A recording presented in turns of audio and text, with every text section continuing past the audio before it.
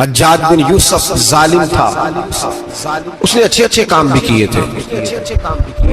قرآن پاک پر زیر زبر آراب حجاج بن یوسف نے لگوایا۔ محمد بن قاسم کو ہندوستان سندھ کے علاقے فتح کرنے بھی حجاج بن یوسف نے بھیجا تھا۔ ساری خوبیاں اپنی جگہ پر، ظالم بہت بڑا تھا۔ حضرت سعید بن جبیر ایک تابعی بزرگ تھے، اتنے بڑے بزرگ تھے کہ ساری رات نماز پڑھتے تھے، سارا سال روزہ رکھتے تھے۔ ایک دن انہوں نے ممبر پہ بیٹھ کے کہا کہ حجاج ظلم سے باز آ جائے ورنہ اللہ کی لاٹھی بڑی بے آواز ہے۔ حجاج بن یوسف کو پتا چلا کہ حضرت سعید بن جبیر نے میرے خلاف بات کی، بلا لیا، کہنے لگا تو نے میرے خلاف بات کیا؟ فرمانے لگے کی ہے۔ کہنے لگا تجھے پتا ہے میں قتل کر دوں گا؟ آپ فرمانے لگے نہ تو زندگی کا مالک ہے نہ موت کا مالک ہے، تو کیسے قتل کر؟ کہنے لگا تجھے پتا ہے میرا؟ فرمایا میں نے تجھے نہیں، میں نے تو کئی شداد، کئی حماد، کئی قارون، کئی فرعون، کئی نمرود دیکھے، کئیوں کی داستانیں سنی، تو کون ہے؟ تو چھوٹا سا ہے۔ ایک جملہ ہے مولانا جلال الدین رومی کا، بڑے درویش تھے، ایک بات کہہ گئے، کہنے لگے نمرود جتنے پیسے نہیں، فرعون جتنی حکومت نہیں، قارون جتنی دولت نہیں، ورنہ فرمانے لگے میرے زمانے میں بھی کئی لوگوں کا خدا بننے کو دل کرتا ہے، کئی لوگوں کا دل کرتا ہے، لیکن نمرود جتنے پیسے، فرعون جتنی طاقت اور قارون جتنی دولت نہیں، ورنہ ہو سکتا ہے لوگ دعویٰ کر جائیں معاذ اللہ ثم معاذ اللہ۔ یہ آج سے کئی سو سال پہلے وہ کہہ رہے ہیں، آج تو حالات بڑے ابتر ہیں، اس کی نسبت خطرناک۔ فرمانے لگے حضرت سعید بن جبیر تو زندگی موت کا مالک نہیں۔ کہنے لگا پکڑو، قتل کرو اسے، لے جاؤ۔ جب پکڑ کر کھینچ کر لے جا رہے تھے نا تو حضرت سعید بن جبیر مسکرانے لگے۔ ظالم کے سامنے مسکرائے تو اس کو بڑا غصہ آیا، یہ میرا مذاق اڑاتا ہے؟ بلا لیا، ادھر آؤ، کیوں مسکرا رہے ہو، کیا ہوا؟ تو حضرت سعید بن جبیر کہنے لگے میں مسکرا رہا ہوں تیری بیوقوفی پر اور اپنے اللہ کی دی ہوئی ڈھیل پر۔ میں مسکرا رہا ہوں کہ یا اللہ کیا بات ہے، کیا تیرا شان ہے، کیسے لوگوں کو ڈھیل دی ہوئی ہے۔ میں مسکرا رہا ہوں تیری بیوقوفی پر کہ تو سمجھتا ہے شاید مجھے پوچھنے والا کوئی نہیں۔ کہنے لگا اس کو باہر نہ لے جاؤ، میرے سامنے قتل کرو۔ ٹھیک ہے جی، قتل کرنے لگے تو حضرت سعید بن جبیر نے منہ کعبے کی جانب کر لیا، انی وجہت وجہی للذی فطر السماوات والارض حنیفا وما انا من المشرکین۔ جب آپ نے یہ آیتیں پڑھی نا کہ میں نے منہ کر لیا ہے اپنے رب کی جانب، کرو مجھے قتل، کہنے لگا نہیں نہیں، اس کا منہ پھیرو، کعبے کی طرف ہو کہ قتل نہ ہو۔ ہے ظالم پر پاگل ہو گیا ہے۔ حضرت سعید بن جبیر کے حوصلے نے شکست دے دی، ناکام ہو گیا، مخبوط الحواس ہو، کہنے لگا اس کا منہ پھیر دو۔ جب کعبے سے پھیرا تو آپ فرمانے لگے للہ المشرق والمغرب فإنما تولى فثم وجه اللہ۔ اللہ فرماتا ہے تو مشرق اور مغرب سارا ہی اللہ کا ہے، جدھر بھی منہ کرو گے ادھر اللہ ہی اللہ ہے، جدھر بھی منہ کرو گے ادھر اللہ ہی اللہ ہے، چاروں جانب پھیر دے، جدھر منہ پھیرنا ہے تو نے پھیر دیا منہ۔ حضرت سعید بن جبیر کے گلے پہ خنجر رکھا تو آپ نے ہاتھ اٹھائے، کہنے لگے اے اللہ میرے بعد اسے کسی اور پر مسلط نہ کرنا، میرے بعد کسی اور پر مسلط نہ، بس میں آخری ہوں۔ جب آپ ذبح ہوئے تو اتنا خون نکلا، اتنا خون نکلا کہ لوگ کہتے ہیں جتنا اونٹ کے وجود سے نکلتا، تر ہو گیا سارا اس کا دربار۔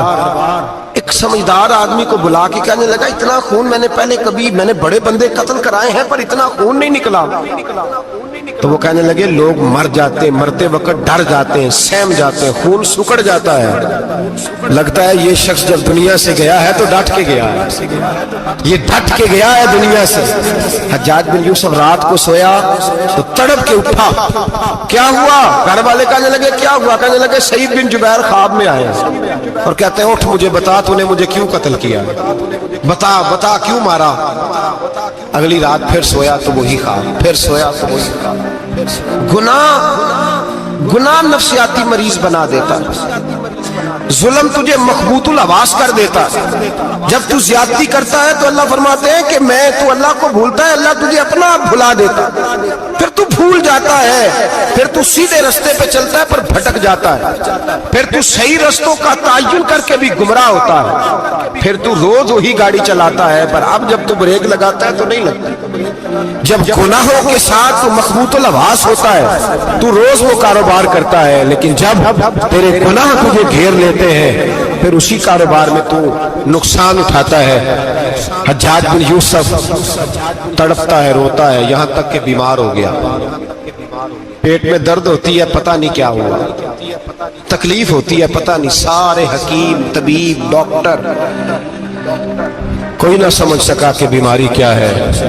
جو بیماریاں خدائی ہوتی ہیں ان کا لوگوں کو پتا, جو آزمائشیں رب کی جانب سے ہوتی ہیں وہ ڈاکٹروں کے ہتھے نہیں چڑھتی. جو تکلیفیں اللہ دیتا ہے ان کا حکیم طبیب علاج نہیں کر پاتے, مشکل. اور شفا اسی وقت ہوتی ہے جب اللہ دینا چاہے, اور جب رب ہی دینا نہ چاہے تو بڑے بڑے ڈاکٹر کہتے ہیں کہ ہمارے بس کی بات نہیں رہی. بغداد سے حکیم آئے, پیٹ دیکھا, کہنے لگے نہ تیرے معدے میں کوئی دقت ہے, نہ تیرے جگر میں, نہ کسی اور جگہ, ماجرا کیا ہے؟ ایک آخری علاج ہے, آخری. وہ کیا؟ گوشت کا چھوٹا سا ٹکڑا دھاگے کے ساتھ باندھ کے منہ میں ڈالا, اور پھر ایک باریک سا تنکا لے کے اس کو اندر ڈالنے لگے گلے میں. وہ گوشت کا ٹکڑا جب حلق کے اندر اتر گیا, اس حکیم نے واپس کھینچا تو کیسے ایسی بدبو آئی جیسی کبھی سونگی نہ تھی. جانور, کیڑے مکوڑے لگے ہوئے باہر نکلے, اور جب دیکھا تو جتنے محل میں لوگ بیٹھے تھے چلاتے ہوئے نکل گئے کہ یہ کیا مصیبتیں ہیں. حکیم بھی اٹھ کے دوڑنے لگا, کہا تجھے کیا ہوا؟ کہنے لگے حجاج تیری بیماری زمینی نہیں, تیری مصیبت زمینی نہیں. کہا میری مرض تک تم کیوں نہیں پہنچ پا رہے؟ تو کہنے لگے لگتا ہے تو بد دعا کا مریض ہے, لگتا ہے تو ظلم کا مریض ہے, تو جبر کا مریض ہے. تڑپتا رہا, سسکتا رہا. ایک وقت وہ بھی آیا کہ گھر والوں نے کمرے میں بند کر کے تالا لگا دیا, دیوار سے ٹکرے مارتا. او بھائی, جو گناہوں کے بیمار ہوتے ہیں انہیں شفا نہیں ہوتی. حجاج جب مرنے لگا تو بلایا, یہ رنگ بھی ذرا ملاحظہ کیجئے گا, 2-4 قریبیوں کو بلایا. پتہ ہوتا ہے نا اپنے کرتوتوں کا آدمی کو, پتہ سارا ہے سردار نوکیتی ہے, جب پتہ ہوتا ہے سارا. بلا کے کہنے لگا جب میں مر جاؤں تو مجھے رات کو دفن کرنا. کیوں بھائی, عورت ہے؟ کہنے لگا نہیں, رات کو دفنانا. ٹھیک ہے رات کو دفنا دیں گے. پھر کہنے لگا جب صبح ہو جائے تو صبح ہونے سے پہلے پہلے میری قبر زمین کے برابر کر دینا, نشان مٹا دینا.